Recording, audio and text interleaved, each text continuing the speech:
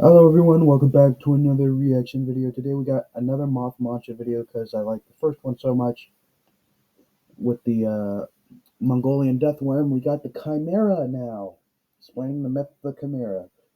The original video as well as Moth Mancha's channel will be linked in the description. Go support them if you possibly can. Like, comment, subscribe to them, all that good stuff. And if you have anything you want me to react to, go let me know in the comments down below. I already have a comment. Lego.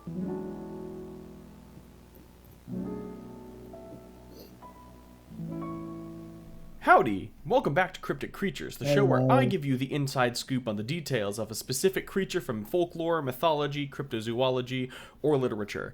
I'm your host, local monster nerd, and alleged serial arsonist Moth Mancha. First of all, I'd like to apologize that this episode took so long to produce. I got really busy, and if you can't tell, I have moved. So, new set, if you can call this a set, like there's a bookshelf now, I guess that's cool. There's like an alien and a moth up there. That's something, right? I'm not going to stick on that though. I would love to jump right into the next case. I'm actually very excited about this episode. We're very frequently going to be swinging back towards Greek mythology in this series, but I'm going to try to not do two in a row out of, not boring you all with just Greek monsters, just to keep things interesting. So today, we're going to talk about a creature that, ever since I was a kid, has been my absolute favorite mythological monster, the Chimera. Yeah. The Chimera is weird because it's a lion, a goat, and a snake, and something else as the body. I don't remember, but it was weird.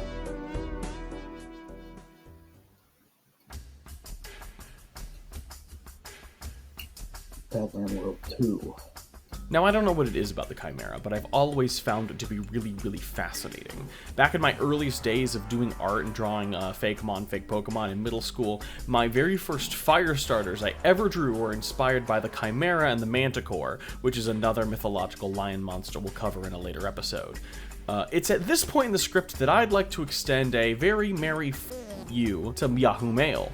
Because I went to my old childhood email address to look for the art that my friend did for me of this Chimera design. Yahoo Mail being Yahoo Mail, they had deleted every single one of my emails, leaving absolutely no record of this art that I was looking for at all. Now, my profile picture was still this Chimera in a stroke of luck. So, I've got like a maybe 100 by 100 pixel version of this old art that I still look fondly on because my friend did it for me and that was really nice. Now, before I get into the etymology segment, just in case you're not familiar, let's briefly describe the Chimera. You've probably heard of some sort of chimera before, whether it's the mythological creature, or the actual animal chimera, or the catch-all term. The mythological creature, very specifically, is a fire-breathing monster, a lion with a goat's head coming out of its back and a serpent's tail. That's it. We'll talk more about the specifics of this later, but that'll be better suited for when we actually delve into the myth. The Chimera, unsurprisingly, is pretty often changed in various ways when adaptations of its myth show up, maybe more than any other creature. So now let's jump into the etymology proper. Chimera, of course, is another Latinization, this time of the word chimera, because there's always a minor spelling difference between the two languages. The word itself has other potential meanings, though. Chimera and chimeros respectively mean she-goat and he-goat, which tracks, of course, with one of the Chimera's heads being the goat. More interestingly, however, is how Chima means winter season, which comes all the way from a Proto-Indo-European root. I'm actually going to save my breakdown of this for a little later, believe it or not, so just hold in your mind that the Chimera's name is related to winter, and let's move on. Another important thing we need to talk about when we talk about this creature's name, though, is the spelling. When I initially planned this episode out, I had spelled it with an extra A in the middle, Chimera. But if you look at the title and anywhere else I refer to it in this video, I've cut the initial A and I'm spelling it Chimera. You can take me hot today. Let's break that down. So, Chimera. Okay, medieval Latin spells it E-R-A, classical Latin spells it A-E-R-A. Spelling it with the extra A technically isn't incorrect. Let's be completely clear about that. But I wanted to draw a better distinction between the classical chimera of Greek mythology and the real animal, the chimera, which is a kind of ghost shark, which is spelled with the A. Ghost shark? They're pretty cool. They have their own weird and wild creatures entry as well in the actual animals that they do. So if you go to Google and you search up chimera with ERA, you'll find mostly results revolving around the fictional monster. But comparatively, if you search AERA, you will find mostly results for the fish. AERA, again, is not incorrect for this monster. I am just being neurotic about being consistent. That's fair. Description and abilities. So the chimera, as previously mentioned, has the body of a lion and the head of a lion. It also has, in its earliest appearance, a second goat head coming out of its side and or back, as well as a serpent's tail, just like Cerberus in the first episode. What fascinates me about this design, though, is that every single depiction of the chimera that I've pretty much ever seen has a mane. And this is notable because every time they mention the chimera, they mention it being a female monster, and if you know anything about animals, male lions are the ones that have the manes. Both Homer and Hesiod use she/her pronouns in the Iliad and the Theogony respectively, which, of course, are usually some of the main sources for this myth. As far as I can tell from the research I've done, this is due to a trend in art at the time to actually depict all lionesses with manes. To draw a distinction between the two, these manes would be shorter and, more importantly, lions would have their ears hidden and lionesses would have their ears showing. If we can take a look at some of the early art of the chimera, such as this 4th century Kylix, we can see that it not only has traits commonly shown with lionesses at the time, but actually also the udders of a goat as well, which is really cool. Another piece of 4th century art, and my personal favorite, is the Chimera of Arezzo, which depicts the chimera similarly, but in 3 dimensions. Again, it has a sparse mane and visible ears, very clearly implying a lioness. Now, more modern art and media of the chimera, of course, gives the creature a thick, full mane. If you look at the art I got commissioned for this episode even, I decided to use a slightly more modernized version of the design because, let's be honest, it's a lot cooler with a full mane. The chimera is still a she-goat though, so do what you will with that information. We love a fire-breathing queen. As I mentioned, the chimera is almost unilaterally described as breathing fire, and yeah, you can kill a lion, that's well within the realm of possibility, but if you're part lion, part flamethrower, that's a lot more of a threat. And the chimera is part lion, part 3 flamethrowers. I am going to break protocol, however, and talk about the pop culture section a little early, just a bit of it. And this is because as we get more and more depictions of the chimera, we start to get more and more variations on what kind of creature it looks like. First and foremost, in some of the original tales, notably the ones by Hesiod and Pseudo-Apollodorus, the snake tail is actually technically a draken. Dragon with a K, which is more of a serpentine dragon than just a plain old snake. This, of course, has led to the chimera being depicted as some sort of a draconic creature in a lot of media, and I can't blame you. Dragons are f***ing awesome.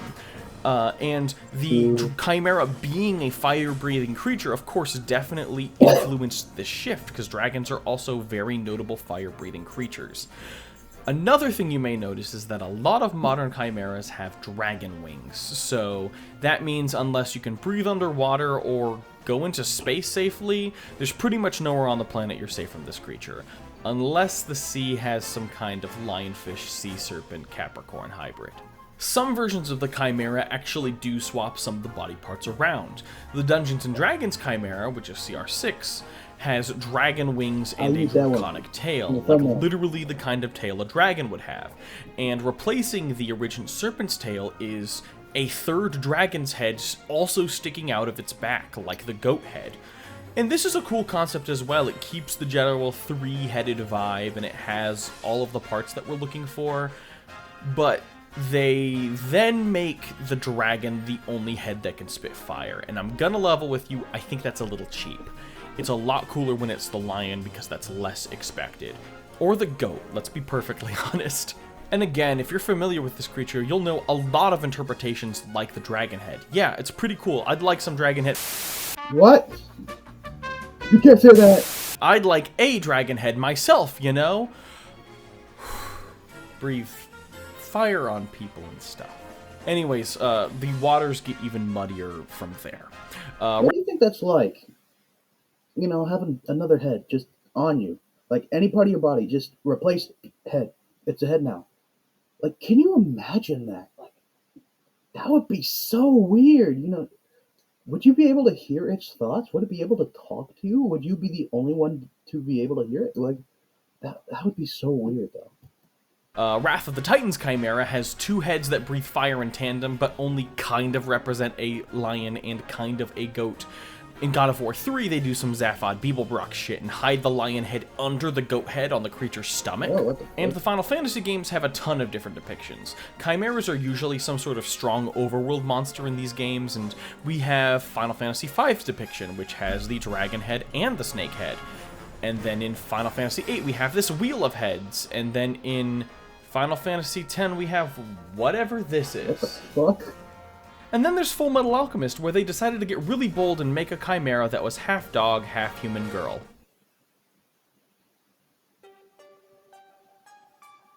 I guess you just don't want to shut out. Alright, it's time to rip the band-aid off and talk a little bit about the other kind of chimera a lot of... Fuck it, I'll be the brave guy. I'm looking it up.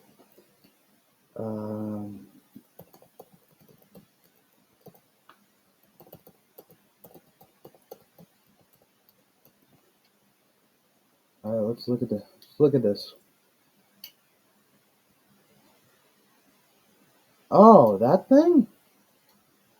That little, like, Eeyore-looking thing? Yeah, okay. I know that one. A lot of you are probably familiar with. Instead of being like some sort of weird living natural creature, we have alchemical chimeras, which are lab-made amalgamations of different pieces and parts.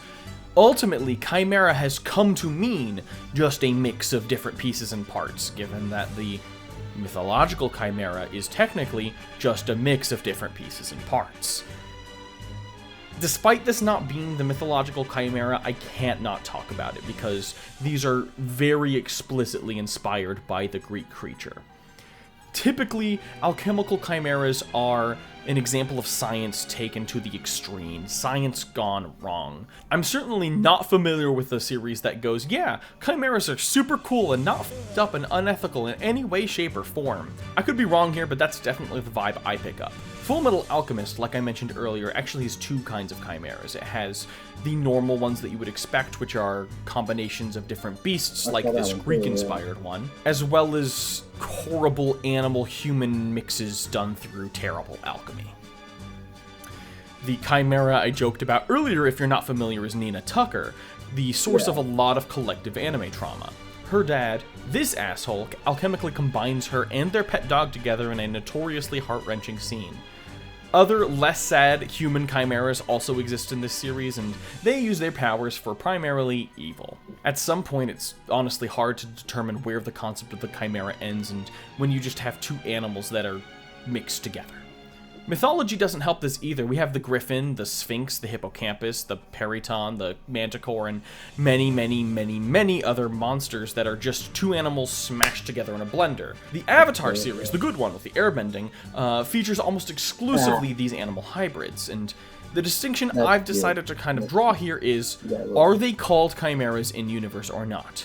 We'll delve into this further later in the expanded pop culture segment at the end, but a good rule of thumb is that these animal hybrids that are called chimeras are almost always intentionally made.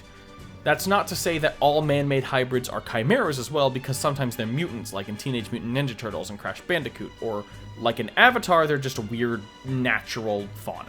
This, of course, is where the non-proper adjective chimeric comes into play. Any creature that is a mix of parts is definitely chimeric, regardless of whether it's a chimera or not. Alright. Again, I'll have further examples of both kinds in the pop culture segment, but I've put off talking about the mythology for way too long. Meow. Come up here. You know, The Chimera supposedly was born to two other mythological entities I mentioned in the first episode, Zeus. Typhon and Echidna, also the parents of Cerberus. Never mind. As I said before, we'll touch on them at some point, but just a Zeus gets freaky, alright? He's a bit of a freak.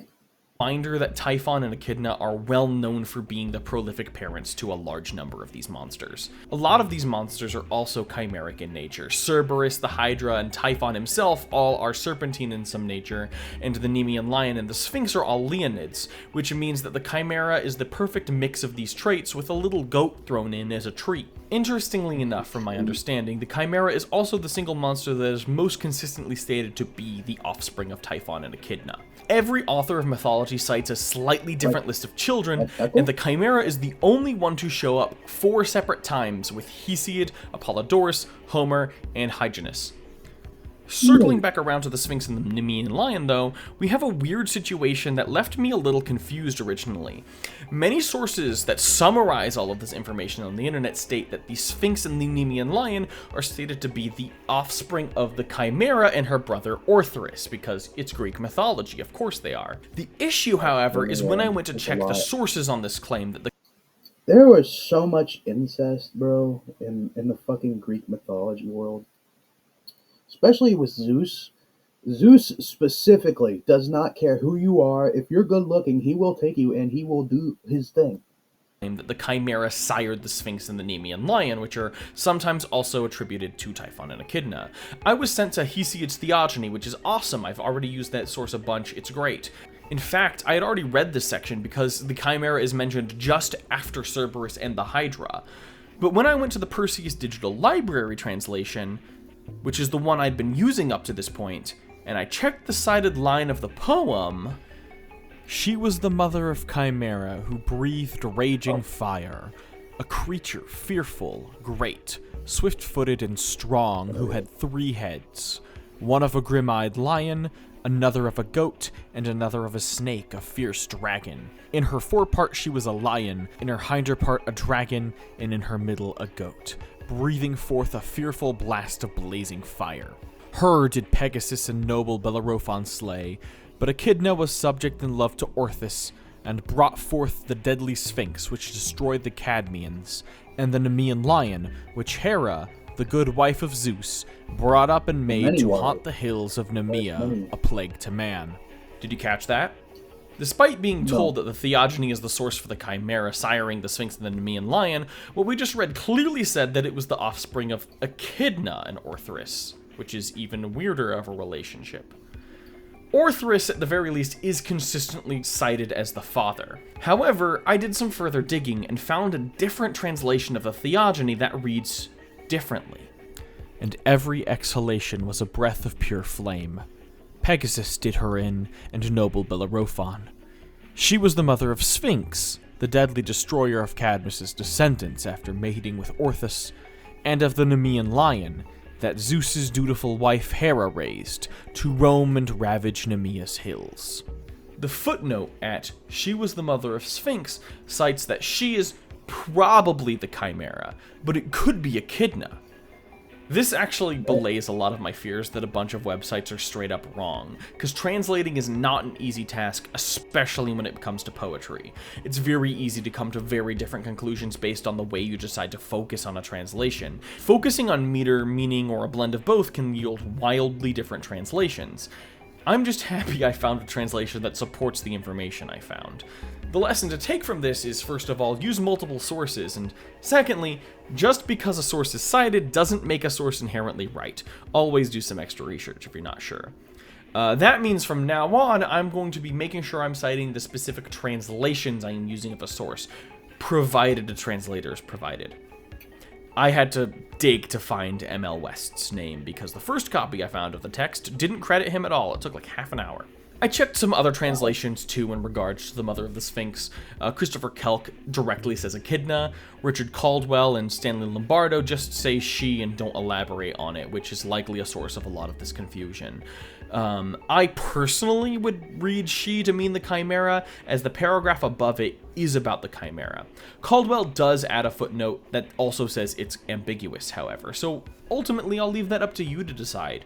Do you think the Chimera sired 2 other lion monsters, or were they all part of the same terrible brood? Originally, this genealogy section was just going to be part of the mythology section, but I'm never upset about finding a new rabbit hole to dive into. Surprise tangents are very quickly my favorite. RP! Wait. No, what? Oh, is it? Fuck you! That wasn't funny! Fuck you! For those who don't know, it's a tangent line. So now, finally, we can maybe actually look into the myth. Not funny. Amusingly, this section's gonna be pretty short because there's only one major story to talk about, believe it or not. In a stunning turn of events, every person who wrote about the Chimera told a pretty consistent myth, that of Bellerophon versus the Chimera. Bellerophontes, or Bellerophon, was a demigod son of Poseidon. His mother was Queen Eurynome of Corinth, so his stepdad was King Glaucus, and he is known... They would probably do that, knowing the stuff they're coming up with today. Like, oh my god, fucking Godzilla vs. King Kong sucked. Primarily for his association with 2 mythological creatures, the Chimera and Pegasus. If you're not familiar with Pegasus, Pegasus is a white immortal winged stallion, and also a son of Poseidon. Of Poseidon and Medusa, actually. Poseidon was probably a horse at the... Pegasus, by the way, is a proper name. It became popularized, of course, as just a winged horse in general, but like Cerberus, in mythology, there's only just the one. This, by the way, means that Bellerophon, as a youth, had captured his half-brother. Did he know? I hope not. At some point, though, Bellerophon is exiled for killing a man and sent to King Proteus to be purified. Bellerophon is later sent even further away to Lycia after the queen accused him of trying to violate her, which he didn't, by the way. She came on to him and he denied her, so she lied. Lycia, by the way, is far off the mainland from Greece across the Aegean Sea, so Bellerophon had traveled quite a bit out. King Iobates of Lycia was instructed in a letter to put Bellerophon to death, but he doesn't want to, at least not directly. So instead, Bellerophon is tasked with defeating the creature who had been terrorizing the land of Lycia, the Chimera. King Iobates figures that the Chimera will just kill Bellerophon, and if not, well, then the creature that had been burning everything down would die. So the 2 sons of Poseidon, Bellerophon and Pegasus, quest off to kill the beast. This is where the main difference in the story comes. Sometimes Bellerophon already has Pegasus, and sometimes Bellerophon captures the steed after being tasked. little fucking thing. Okay. So, lion, snake. Where's the goat? Tasked with killing the Chimera. Bellerophon having Pegasus help him is notable, however, because again, the original Chimera cannot fly.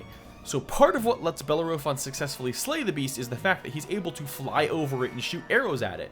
What finally kills the Chimera, however, is his lead-tipped spear, which he thrusts into one of the Chimera's mouths, and the heat from her fiery breath melts the lead, chokes the Chimera, and kills it.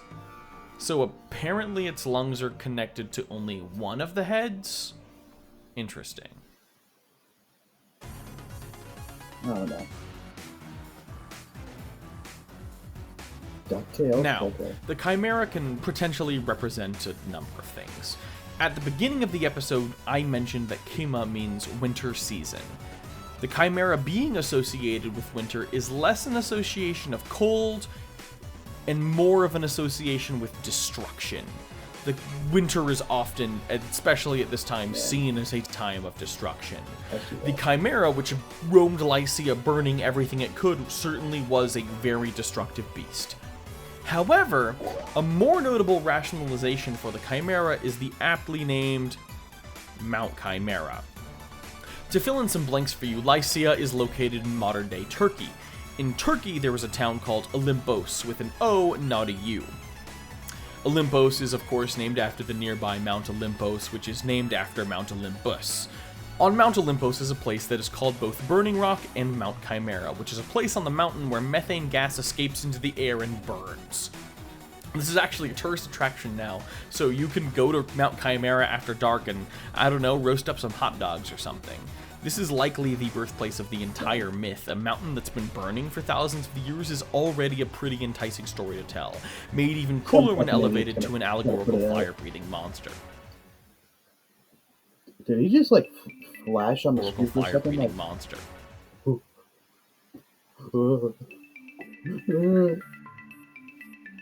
Mountain Blood? Gold. Alright, let's kick off our proper pop culture segment by first talking about more interpretations of the mythological chimera, and then talking about the alchemical ones. Now, I already mentioned how the chimera is treated in Dungeons & Dragons, God of War, Final Fantasy, and Wrath of the Titans, so I won't be repeating the information, and we'll be moving on right to some new stuff. First of all, Magic the Gathering has a lot of different chimera variants that are pretty cool, some using the animals we've already familiar with, like the mischievous chimera. And then there are some that are similar blends of other creatures, like Storm Chaser Chimera. What? Coastline Chimera might be the closest to the canon one, with wings added, of course. And if you want a chimera as your commander, you can have Nostro, Voice of the Crags, if you want. If you've ever seen Spy X Family, or if you're a based microplastics enjoyer, you might know that Anya, the telepathic little girl of the family, has a stuffed chimera. It's pretty cute, honestly, and it actually has some aspect of all three of the animals that we're looking for, plus the wings that modern chimeras already seem to come packaged with. American Dragon Jake Long is apparently a cartoon I need to watch because at short glance it has a lot of really neat monster interpretations. The show's chimera has the 3 heads we expect, with the major difference being that this time it's bipedal instead of quadrupedal. Power Rangers also has a ton of different takes on the chimera. These are more so chimera by name, again, they're just mixes of different creatures, but there's no way in hell that I'm not going to gas up a creature called Gestalt Hades Beast Chimera, which, if I ever change my name legally, is going to be my new name. The Netflix movie Animal Crackers is about a box of magical animal crackers that turn you into the animal you eat. In what is actually a really cool plot beat, apparently if you eat a handful of the crackers at once, it turns you into a sort of chimera, which happens at the climax of the movie. This is a fun design, but I don't think it has any serpentine aspects, just goat, lion, and dragon. The Percy Jackson and the Olympian series and related books are very well known for incorporating most mythological creatures that you can think of. Expect to see them here for most Greek mythology episodes, although I did neglect to mention PJO for Cerberus, that's my bad. The Chimera, however, appears in the first book in the series, The Lightning Thief, as well as the new Disney Plus adaptation of the series. The Chimera is originally disguised as a chihuahua, and it attacks Percy and his friends on the top of the St. Louis Arch, under the orders of its mother, Echidna. The Disney Plus version of the Chimera is interesting. It has all the traits that we're looking for. It's a lion that breathes fire, but instead of 3 separate heads, it has goat horns, goat hooves, and a cobra hood around its one lion head. Honestly, that's actually a pretty original take, so I can't be too mad about it. All things considered, that's pretty cool. Rounding out our classical chimeras of the series, I'm trying to hit every time, the Scooby-Doo comics again, not the show, have an interpretation of this monster. I'm actually really pleasantly surprised because as far as I'm aware, this is a 100% myth-accurate chimera, which is, as I've mentioned, pretty hard to come by, honestly. So, let's move on to some alchemical-style chimeras now, and the first thing I think of after Fullmetal Alchemist, believe it or not, is actually Pokemon. Pokemon Sun and Moon introduced a new species that is quite literally an alchemical chimera. I don't just mean that it's based on the concept of an alchemical chimera, I mean its lore in-game literally states that the game's evil faction, the Aether Foundation, created Type Full as part of the Beast Killer project. The lore on this is actually really interesting. Apparently, the Aether Foundation created 3 identical versions of this creature, specifically to fit them with a powerful system called the RKS system. Arceus, by the way, is the god of Pokemon, and I bring this up because Type Full was designed to mimic Arceus' ability to change its elemental type. And if we look at the two, there are some very heavy similarities. However, Type Full went berserk and refused to use the RKS system without having a helmet fitted on it that suppressed its power, so its name was changed to Type Null. And this is neat, because through the power of friendship, you can get enough trust with your Type Null, take the helmet off, and evolve it into the renamed Silvally. We don't learn what Pokemon are used to create Type Null, but it is absolutely an alchemical creation made in defiance of God and man. Another masterpiece of a game is Mother 3, and the core of this game is also about chimeras. The main villainous faction of Mother 3, the Pigmask Army, makes a whole slew of chimera that are commonly fought as most of the monsters in the game. What's interesting is that there are both biological and Oh my mechanical God. chimeras. The mechanical ones are Slytherin. technically more cyborgs, as they're, you know, mostly just animals with a That's bunch of terrifying. weird robotic components What the attached to fuck? them. But a lot of important bosses and cool. characters in this game are chimeras. You actually even get to visit the lab where these chimeras are made in the first place. That one's cool Very too. notable is the That's ultimate awesome, man, that's chimera, awesome. which is the only chimera in the game made from more than 2 species of animal, although these animals are never explicitly mentioned. The What? ultimate chimera The is fuck so is that? powerful that if you even come into contact with it, it will instantly defeat you, unlike pretty much every other enemy in the game. It's also the creature that, if you've played Super Smash Bros., it's the monster on the New Pork City stage, where it can also one-hit kill you. Pretty cool. Another important thing to mention before I stop talking about Mother 3, though, is its logo, which is inspired by the game's use of chimeras as a major plot point. It's a blend of wood and metal, which is physically impossible to fuse together in real life, very similar to the chimera itself. I think it's an absolutely fantastic design choice. They've said this outright, by the way. I highly recommend Mother 3 if you can find a way to play it. Unfortunately, it's pretty inaccessible. Nintendo, get on that shit. Now, there are plenty, and I mean plenty, of other types of media that have chimeras in some way, shape, or form. The main issue with finding sources is I'm looking for things that are specifically referred to in-universe as chimeras, and many aggregate lists of chimeras just include weird animal mixes, which, again, even though they're inspired by the classical chimera, have now become their own monsters, their own new designs. That's not a complaint, by the way. Creating new things out of old ideas is a really fun and wonderful way to work.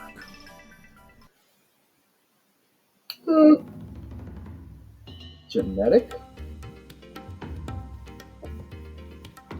Now, this final segment is technically outside of the scope of this series, but I couldn't go through this episode and not mention it, because there is the concept of the real-life genetic chimera. This is actual real-life stuff. I want to be perfectly clear, I am not making this up. Do not confuse it with the prior segments. I also want to preface that I am a huge science fan and a research enjoyer, but I am not an actual scientist, so I will be doing my best to represent this information both accurately and scientifically. That being said, chimerism, or being a genetic chimera, means that for whatever reason, you have 2 different sets of DNA instead of 1. This can happen for multiple reasons. On one hand, you can absorb your twin in the womb, Fusion is just a cheap tactic to make weak gems stronger. or 2 That's fertilized kinda fucked eggs up. can combine together really early on, or there are also weird situations that have been documented where the mother and child siphon and incorporate cells from each other, which I can't even begin to explain. Now, this isn't always noticeable. Very often, chimerism is something that you realistically might not know you have. The symptoms, of course, you would think are obvious, like heterochromia or skin discolorations, but those, of course, can have other causes as well. Realistically, you would never find this out unless you had some kind of blood work or genetic work done. Chimerism can lead to some pretty interesting things as well, like having 2 blood types. In even weirder scenarios, it can mean that parents and children aren't genetic matches. Again, there's a lot more information about this topic, but I am not an expert on the matter, so I'm going to leave it at that for now. You can do your own research if you're interested on that. If there are any instances of the chimera that you know about and you particularly like, let me know in the comments. I'd love to talk to you about them. I absolutely can't mention everything, and I love hearing about other people's experiences and favorite versions of this kind of stuff. I am going to make 2 small changes to the format of this show, by the way. First of all, at the moment, I'm going to be cutting this song segment. It is hard to produce, and it really extends the amount of time it takes to produce an episode. And the other thing is that I am not going to be using the Weird and Wild Creatures ordering system anymore. It was kind of a silly system to begin with, and in all honesty, I'm still going to be using it as inspiration for making this list. However, I want more freedom in choosing my monsters and cultivating my own list, and I want to cover stuff that doesn't show up on the list, and I would rather not wait 100 episodes to do so. I also, really honestly, want to let you guys, the viewers, give me suggestions for what kind of monsters you want to see in the future. It'll be more fun this way. That being said, next episode is already in production. I have already picked a cryptid this time, and it's one of my favorites, but not the one you would think. Next episode will be about the Mongolian deathworm. Thank you so much for watching. I'd really appreciate it if you could drop a like or a comment or a subscription and help support this show. You can feel free to follow me on my socials at MothMancha, although I'm most active on Twitter because I have a chronic addiction to Hellsite, I know. Until next time, thanks for watching. I'm gonna follow my Yahoo Mail. Until next. Fuck Yahoo Mail. That's what he said. Okay. This was fun. I'm learning shit, bro. The original video as well as Moth Mancha's channel will be linked in the description. Go support them any way possibly can. Like, comment, subscribe to them, all that good stuff. And if you have anything you want me to react to, go let me know in the comment section below. I read it something. My cat's sleeping on my floor. So I did like the Mongolian Deathworm episode a little bit better because I believe he didn't really have a script and he just kind of like went with the flow of things, and I like that a lot better. Bye-bye.